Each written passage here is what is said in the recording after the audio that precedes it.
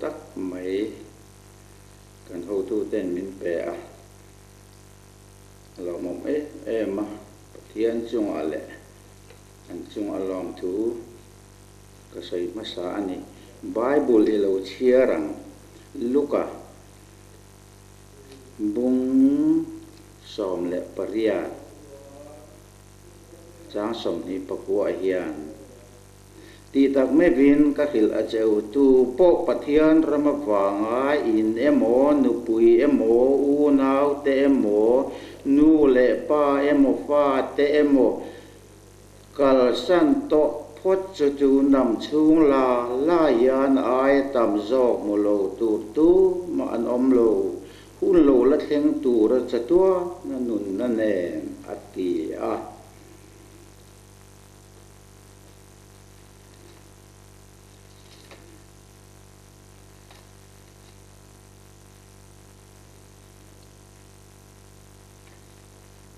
tin Mizo hana tawngtaipui bung thum sang của hiền tu po Pathian fin chuan Pathian chi ama reng awangin thil atisual thin lo Pathian fin ani awangin thil atisual theih hek lo he mi a hian Pathian pa te le dia bol fa te a riat ani tu po fel na ti lo chu Pathian chuak ani lo a u nau mangai lo po chu Pathian chuak ani hek lo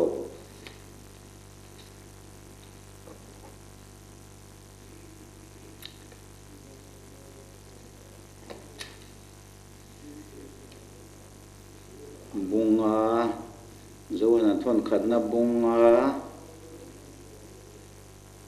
sang so ma hian Pathian fa paring tu chuan ma nia riat na ani riat ti sang so pakata riat ti na chu hei hi ani Pathian in chatua na nun na min pe a chu minun na chu a fa pa om ani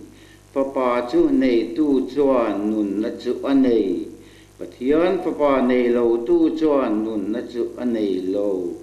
chatua na nun na in nei ti in riat thei na nang ni Pathian fa pa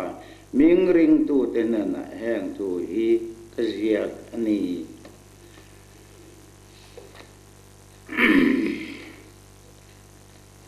tu kina hian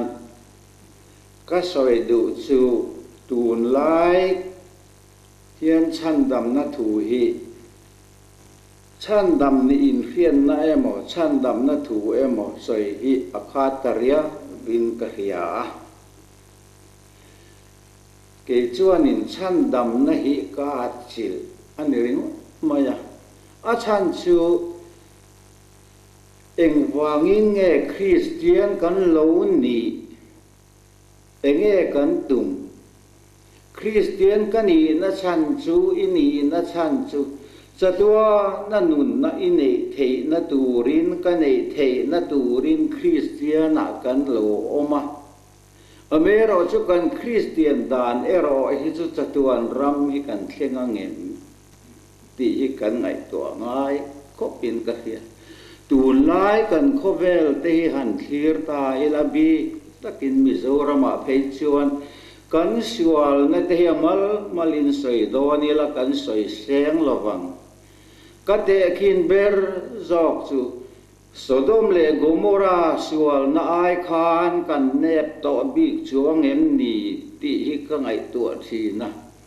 chu vai ning tik ni a hian nge a hrem na hi kan tong o ti hi ka ngai tu thi na a hrem na kan to hun tu ri mi sual te chau hrem don ni sela chuan thu dang ani amero chu nu nau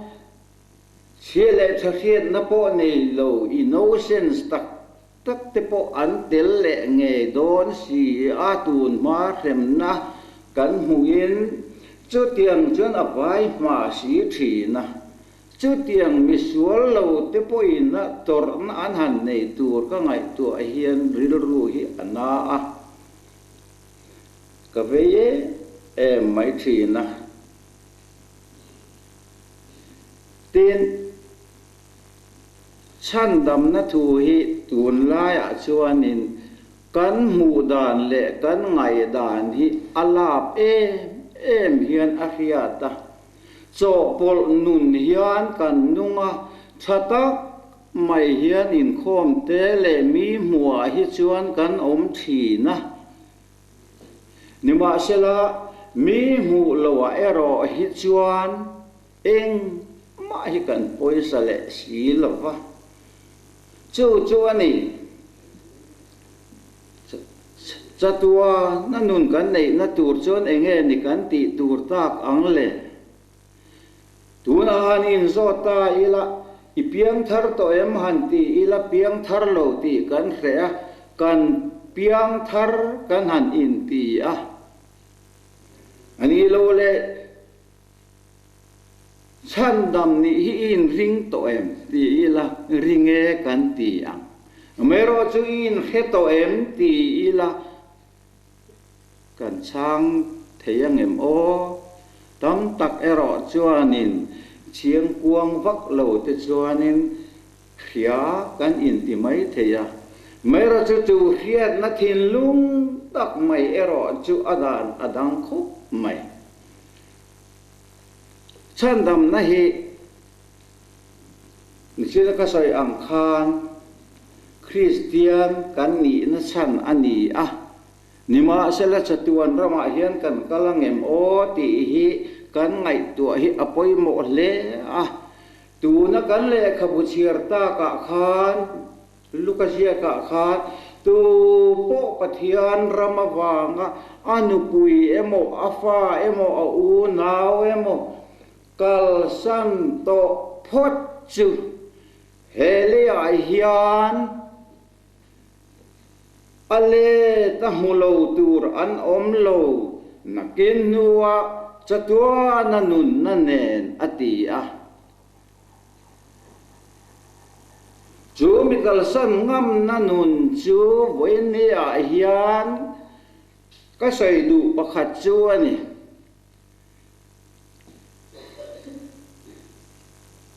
akal san ngam lo ero chu ka zir tir an ni thei lawang an ti le ngala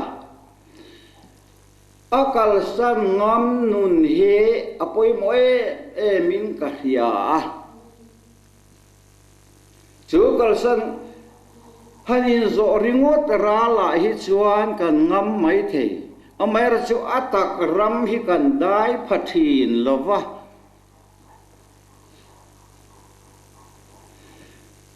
Abrahama Pathianin afia don kan apa pamal nei chun isaka kha in thoi na na lan turin atitlat maya nima sela Abrahama khanin athin lum zong alo pe khop maya alo lan ngam khop maya chuta chuan akwai ta a atoi zongin han soi zung ila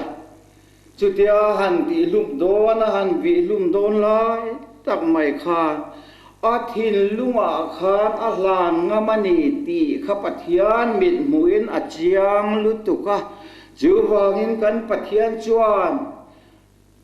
Abraham khan avit manang ti lau ni om tak mai khan aron te chechul maya Abraham ifapa kha mati seorang tikngal maya chu tiang nun chu ani tun lai a hian kan Chhandam ni tum dan ne nian a in ang lo lutuk hian ka hria a Chhandamna hi a harsat zia hi keima hian a chiang hian ka hria a tun ma chuan Pathian fapa mingring tu chuan ma ni a hriat na anei to anti theih hriat hi katum thi na Pathian ne na hian kadila nima sala chu tia anga nei chi alo ni lo ani ti hi keima hian ka in mu chua ka chu ka in mu chua na chu ke po hi tun ma chuanin tal về mấy Pathian po ngai sak em lo sual ve tak kalau ni thina mero chu lalpan min ko chu nat na atang hian min ko chuak a chu mi min ko chua na atang ero chuan Pathian ne na kanin full surrender na atang to ero chuan he Chhandam ni in khian na Pathian fa pan mi ring tu chuan ma ni a khian na anei to ani aron ti tak mai hi chu tia a khan pa a min ron khil le min ron khiat tir tu re mokati lai kha chu tia ngo zong hi alo ni lova chara chuan chu min fu chu nat nakator laya kheom kati zia kamang an zia khanun atanga karu kazuk in surrender tak thi po huam khopa anne nakazuk in surrender to na atang khan kha to khok nuna kha chon Pathian hi alo ngoi thei lo re reng mai suda chon keima khan thu alo aron soita a Pathian thopan ne mingring tu chon ma ni a khian na anei to ani ati zong te ka keim a hian thamuan na khoveli na pek thei lo thamuan na thuru ero kha chu keim a hian aron om ta a chu mi thamuan na ka nei to atang khan lai na soyam khan thiam chan lo ka lau to lo ka pa lung oi ta ti kha a lung oi na kha keima chon ka han hu ta chu ta chon keima thin lunga chuan lim na le lom nei na khata nat na katok na zong te kha kalau na lawang kalau tuar lawang ti hi ka va lau ti hi tu na ka thu ken chu ani mera chu tuar na le na reng hi ar khe om mai min kan pe thin lova kan ngam thin lova mero chu kan mi hing thin lung lu lul zia hi ka in surrender in ti ma ila kan no in surrender zo hau lo maya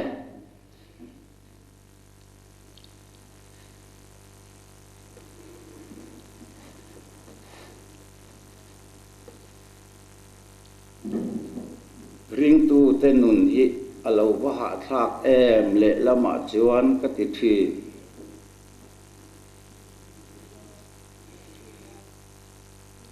kan Chhandam ni tum dan theih in khom pe deu te thil pek pe deu te ho tu te na thil an ti re reng te po fulfill thakati ve chu ti ang te chuan Chhandam ni kan lo tum thin te hi ka ngai tu hian alo wal la ti hi ka ngai tu thin na Pathian hi chu kan zuk khe ve thin na lo lali so Krista chu athowa athia athova athi na le athole na chu ka Chhandam na ani ti te hi kan ho tu ten an soi cham chi a kan khe em mai mero chu kan Bible book khan eng tin ne ti kha Pathian in lo hian nu hian ni lo Pathian ni hian ini nu hian ti zok tu rani ati kha ke ni khian na chon benga khiat na le kan sir thiam na atanga kan khiat na chon kan khe em mai mero chu Pathian mi khiat kan lo la ni re reng lo mai Pathian mi khiat kan ni ma chon ke ma hian Pathian hian na lo thok thei lo Pathian chu tharawani ati si a chu ba chon tharawina ke ni min betur chon in thin lung sak chu ko la bowanga ti sa anganem ka peng chewin chunga tharau thar ka dang ati a chu tharau thar ada le Pathian tharau chu in betur alo ni si a mero chu tharau to po Pathian tharau thiang lim nei lo chu ama ami ni lo ati kha tharau thiang lim ka nei si lo chuan Pathian chuan a tharau nen chuan eng tin nge min biak ta ka apiang na ture ro chu keima ni a hian pathianin tharau thar aron da chuan chu mit tharau nen ama tharau nen pathian fa te kan ni ani ti hi min ron khriat tir ta thi na ni chu mi khriat tir nei nei nuwa chuan thamuan na thuru khovelin a pek thei lo chu nun chu i lo nei to anga chu mi nei to nuai ro chuan thiam chan lo ka lau to lo ka pa lunga oi ta ti inun tur chu ani chu ani vene a yan ke ni chuan cho pol nun hian kan nunga mi mo chuan thil tha kan ti thin along ti po kan du thin nima sala tir ko pola chuan thil thate du na chu keima hian om thin na ati na ero hi chu om si lo ati ti na nei si lo hian kan mi hrin na he kan chiale thriat na se ta na tang voin ni thenga kan ro chun e bile da ma tang voin ni thenga kan ro chun kan chiale thriat na hian thil thati du na te chu om ve thin alo nima selang chu kan thil thati du na ro hi chu limit chin hi anei tlat ti thei chin hi om the mero chu pathian tharau thiang limin na thuam tak china ero chuan chu limit less alo ni to a tum lo ma la kha nang ma om khan ti lo thei lo hian azuk nor to thin zok che ti lo thei lo hian min ron nor to zok thin alo ni chuwain tu na hian in chandam ini to em ti in khiat du chuan he nun hi toy te hian kan khil lok teng che tu na khani nun khain ngai to chiang la chapo thin ini em mi te musit thin ini em he tharau thiang lim in chunga tharau thar ka dang ati nun inei to chuan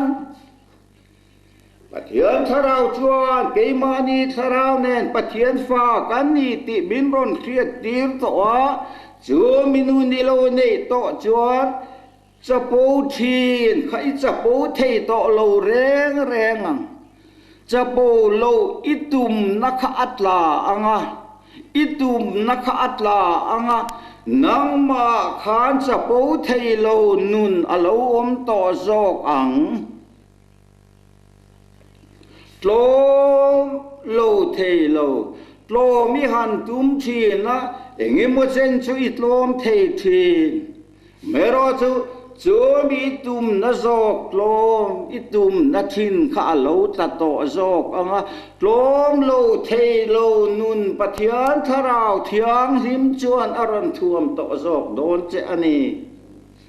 ten chu lo ba chu nun chu ila nei lo ani chuan Chhandamna hian ila chiang lo inun alangai tu om leang ti ero hi chu lo in ngai tu don nia ten pathian tharau thiang limin athuam to le Chhandam ni to chuan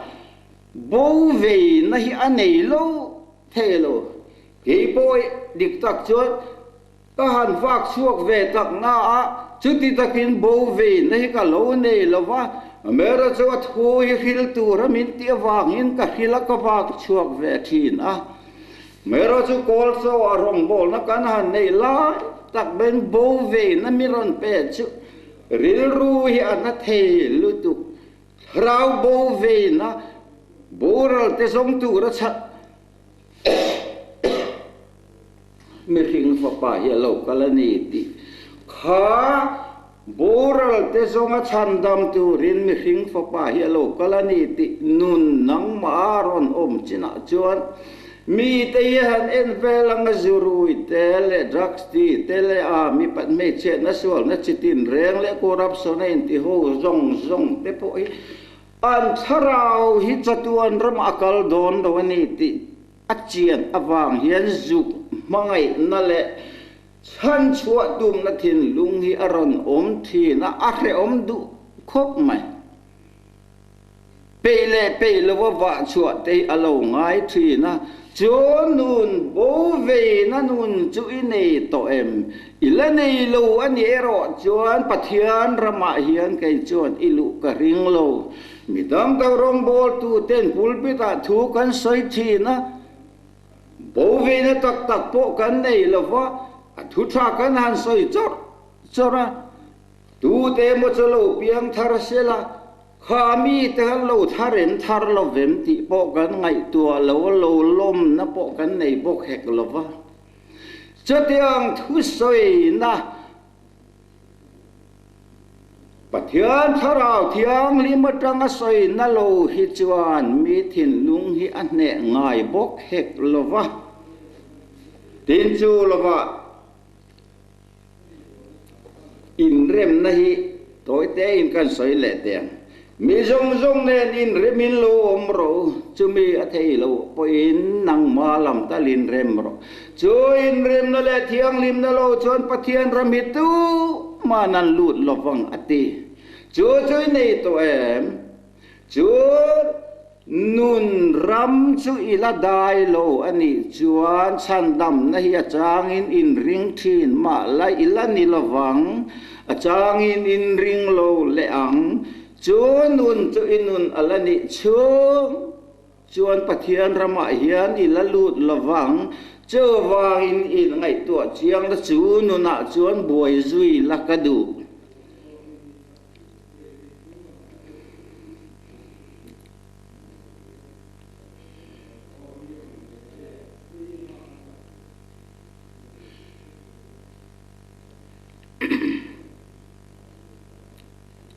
là chuan thiam chan lo ka lao to lo ka pa lung oi ta chu minuna ne to nu ero chuan eng tiang poin om sela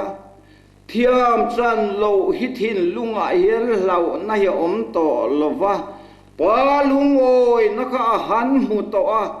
he mi ti sa phu tu po hi mi ring ve mai ani mero chuing tile thiam chan lo ka lau to lo ka palung oi ta ati thei be vine ayan palung oi na hinang hian I mu ve to em chu ani point dang le a chuan vine ayan thiam chan lo na thuwa ila var bo lo ani chuan achanga thiam chan lo lao chutiang nun ilani chung chuan ila chiang lo ani chu wangin inun kha in ngai to angun angai khopang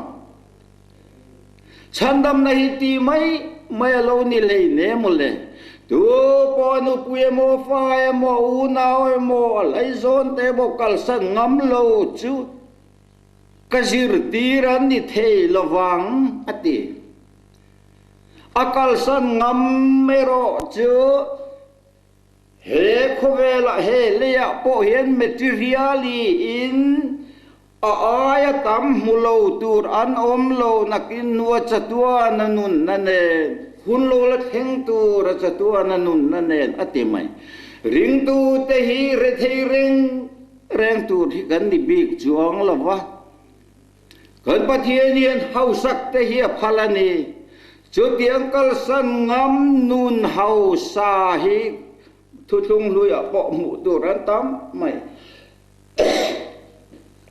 Abraham te po han fi a lo kal san ngam khop maya zong nun a han pe ngam khop maya ka mi pe na bang in Abraham te ka hau sa em ran rual la te mui gi le hau sak na ape arang ka chaka te eng kim au sak na ape a he khovel ti tha tu ni na theng kha ape ta ani kha chuan voi ne a po yan chu nun a chuan an lun ma te kan Pathian yan ring tu ti re thei tu hian min lo siam bik lo dik tak chon ke ma hian hanin sei lo thei an ni thin la ba ipo lalpan ke om na le mang an na le na tang min ko chu nu hian mi kum tak mai hi kan ni ve a ni ma sala min ko chua to nuwa chuan ai kal missionary tirro min ron ti tatla maya so ma pakhat po pethakim ngam lo kha chuda chukan ngai tua thina Pathian o tak tak hian niang emo katin thani chung ka in ngai tua ni ma sala thani chung chuan zan khat ma mulovin khi tak main zantin mayen ka mu thailo reng reng maya Pathian o nge zong ani don hi ti in thani nuwa chuan ai kal katir ta a chuta tang ero chon ka mu siai tamai ani chung te chu lom kan ngai tua thina khoya tang hian nge mo ka pek don chu le ti kan ngai tua ni ma sala kan Pathian nia lo hau sa khop mai source dang eng mo kha mu ngai lo la ka be sei phak lo kha la chu ta tong chun harsalo tak main ai kal missionary chu ka lo tir ve te ta ani chu ni inpe masak ngam nanun hialom le kan Pathian hianin alo du le Istawang tuar ngam chan ngam re theih ngam wal phu ngam kan ti thi na chu minun kan te masak lo ero hi chon amal som na hi kan dong thei lo mero ch Istawang tuar ngam re theih ngam chan ngam wal phu ngam nun ilo nei to china ero chuan kan Pathian hian mal som na himin lo pe lo thei lo hi lo nia lo mo le kan Pathian hau sak zia te po hi ngai tu ngai van tuk per hongin mal ka som don cheu nge don lo cheu min ti mai ani cheu wangin inpe nanun hi lo mo le lo poi mo ber le inpe na ti po hian full surrender hi lo har khop mai ke mani mi khing nun atang hi chuan kan lul si a chewen nai mo harsatna mo mangan nai mo ne min chut zui hi kan lo ngaya chonun beidon na tak atang ero chuan kan Pathian ne na hin kan lo in surrender ve thei ta a ke po chu ka in surrender thei na chu ani voile ayen henga te po hian ngating heti ngat thu te karon se karon din ve ta ka ti chun lalpa ne na full surrender to hi chu lalpa hiya kung tin reng mai hian alo hruaya amal som na te min lo pe a khovel hausak na materially po hian min lo pe zel hi alo ni voile heng hian ei turin tur harsatna nei lo hian min siam na te ka ngai to hian ama ne na kanin tuklu na le kanin pek na awang hian a aya tam hi min pek alo tiam hi alo ni reng mai ani chuwangin Chhandamna thua hian in ngai to chiangang heti mai Chhandamna mu thei anilo ke ni nun cho pol nun mi mit mu atha mi mit mu lova poisa le si lo hetiang nun atang hi chon Pathian ram hi alu thei lo ani chuni anilo ni ngot ro se lum chang vot chang ang hian Pathian ram hi kan lu don lo lum lo em vot lo em turin min ti ani in ngai tu chiang la zau se fa te han ngai tu chiang te foti faranu pui khan mut pui a han tle ma ni ma se lenge ne chan na ka ro pui ka ti thi he confidential room tu ma mu lo tur hini ma sela mi ring chuan min mu don lo ma se lalpan min mu tin nge thil su lik ti theyam kha ni kha nun kha ni kan Chhandamna tur chu ni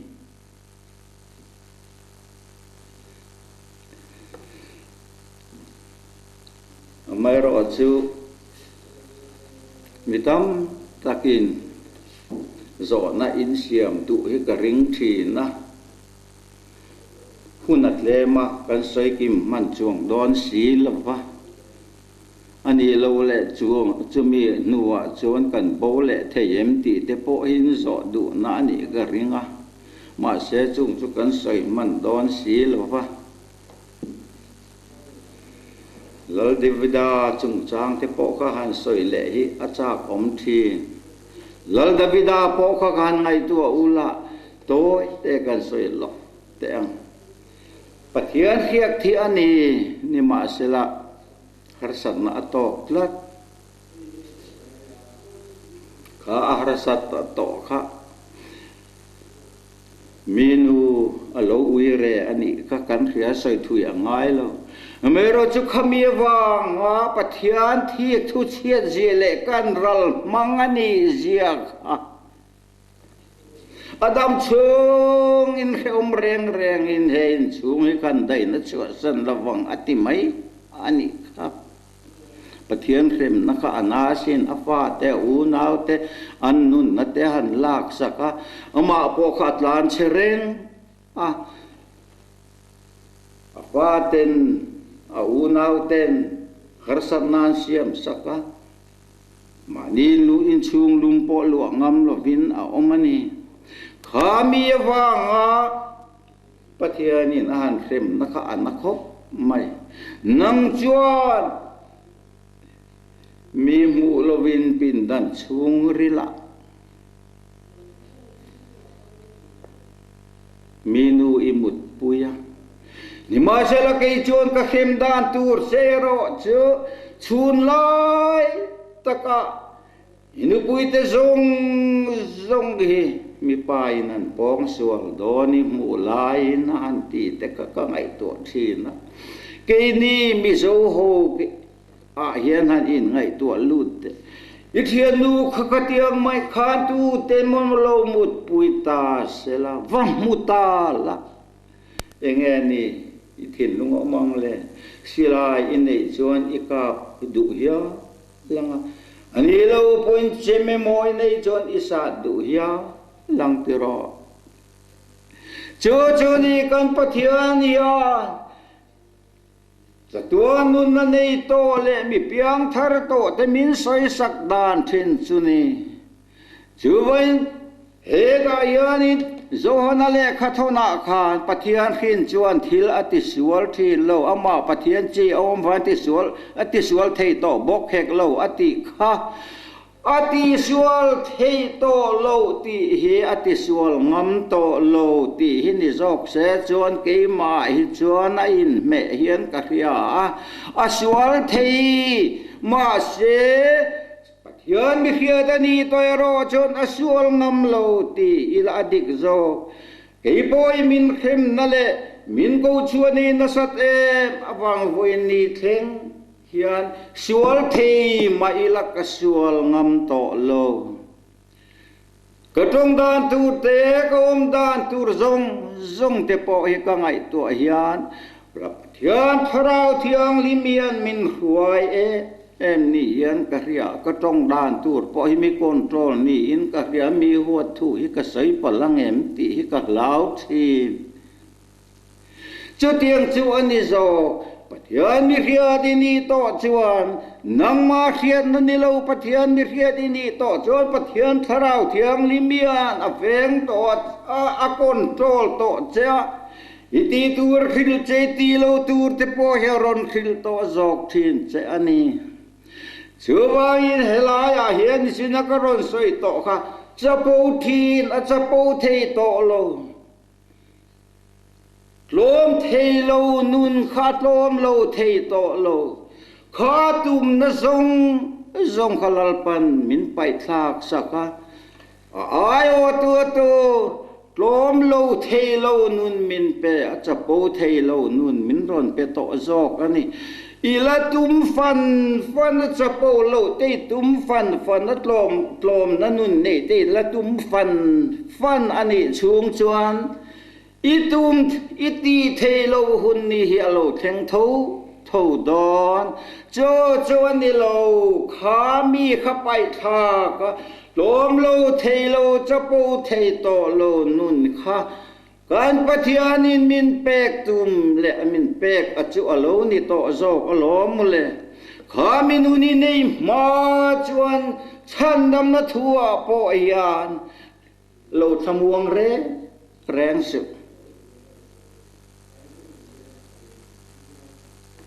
thamuan na thuru khovelin apek thei lo ila nei lo ani bok chuan lo thamuang su Jawa in Chhandamna hiti mai ani lo a harsalutuk hikatithi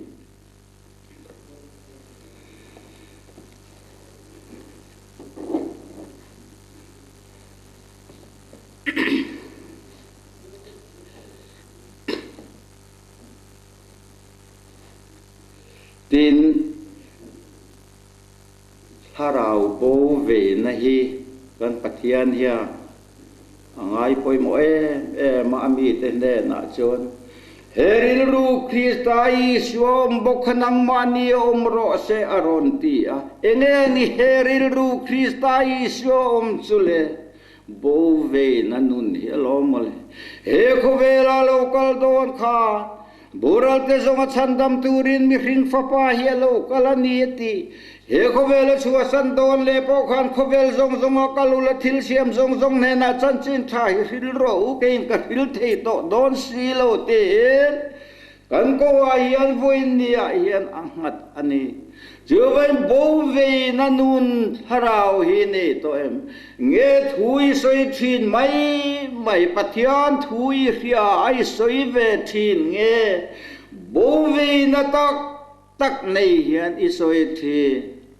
bove na tak nei ai soi ni lo chuan tu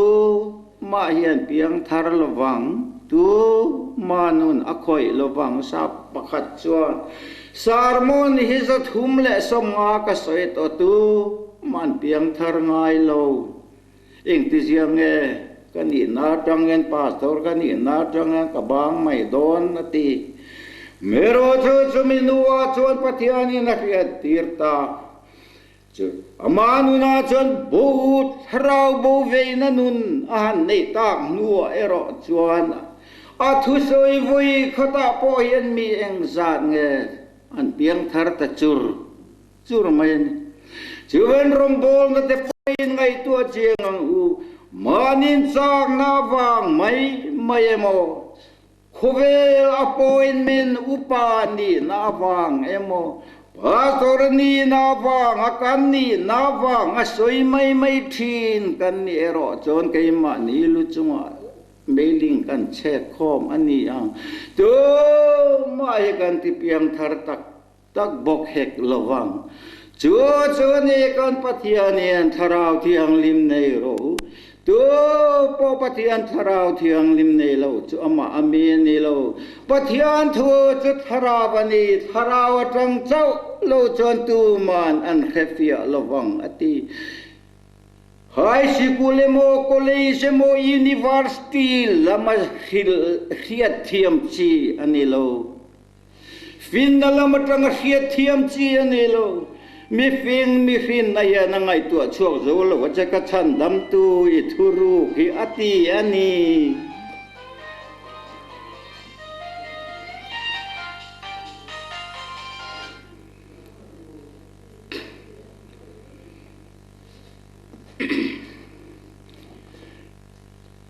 zir nala matanga khiat chu thiam chi anilo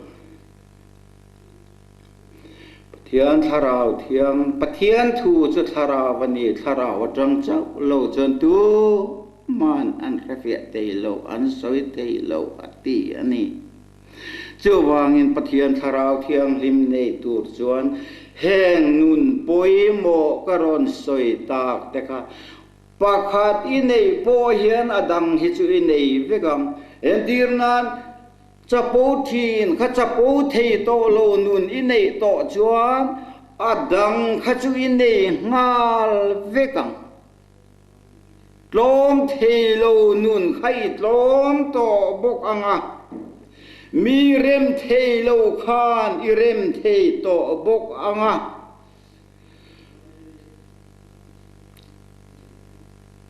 tir ko polan thil thati du na hi chu ke ma om thi na ma ro chu ati the na om lo wani ati kha thil tha chu ti ve the alo ti du na pom ve thin alo ma ti ve thin bokalo ni ma se la pathian tharau thiang li ma tang ati na lo khachakan pathian hiat pui hi lo ni si la pa cho cho ni ati the na hi om thin lo ani cho mi ti the na nun tak chu lo mo le min pe alo tum chu le cho mi nei ma chuan Chhandam ni in ring thin ma la i tha muang tak tak chuang lawang yom Kohhran point ngai to ma le tha muang hau lawang a chang in ring lo thi na kan thu soi te lalpan kan zawai tan mal min som sakro se amen.